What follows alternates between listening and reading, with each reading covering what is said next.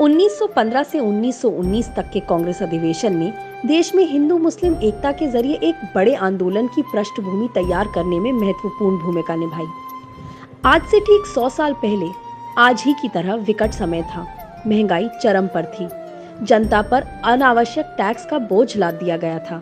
महामारी से हजारों लोगों की जानें चली गई थी। अहंकारी ब्रिटिश हुकूमत रॉलेट कानून जैसे हथकंडों से देश की आवाज दबा रही थी। 1919 के मॉन्टेगू चेम्सफोर्ड जैसे सुधारों के नाम पर मताधिकार सीमित कर दिया गया। प्रांतों की शक्तियां कम कर दी गईं। कुल मिलाकर ब्रिटिश हुकूमत का मकसद जनता का शोषण करना था।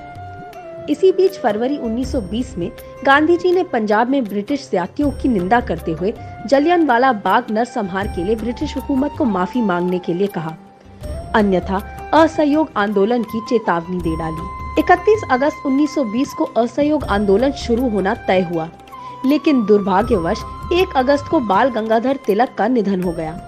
लिहाजा सितंबर 1920 में कलकत्ता में कांग्रेस का विशेष अधिवेशन बुलाया गया। इस अधिवेशन में स्वराज की स्थापना होने तक असहयोग कार्यक्रम चलाने की सहमति बनी। कांग्रेस के इसी विशेष अधिवेशन में विदेशी वस्तुओं के बहिष्कार, खादी का प्रयोग, चरखा कातना, सरकारी शिक्षण संस्थाओं, विधान परिषदों, न्यायालयों का बहिष्कार और पंचायतों के माध्यम से न्याय का निर्णय हुआ। साथ ही सरकारी उपाधियों को लौटाने, सरकारी सेवाओं को छोड़ने, सरकारी करों का भुगतान न करने, सरकारी तथा अर्ध सरकारी उत्सवों का बहिष्कार का भी निर्णय लिया गया। इसके साथ ही हिंदू मुस्लिम एकता को प्रोत्साहित करने, छुआछूत को दूर करने और अहिंसा को सर्वोपरि रखा गया। एक तरह से देखा जाए तो 1920 का यह कांग्रेस अधिवेशन असहयोग आंदोलन की यात्रा में सबसे महत्वपूर्ण पड़ाव साबित हुआ।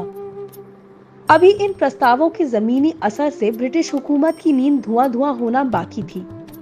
अभी तो असहयोग आंदोलन का असली रूप सामने आना बाकी था।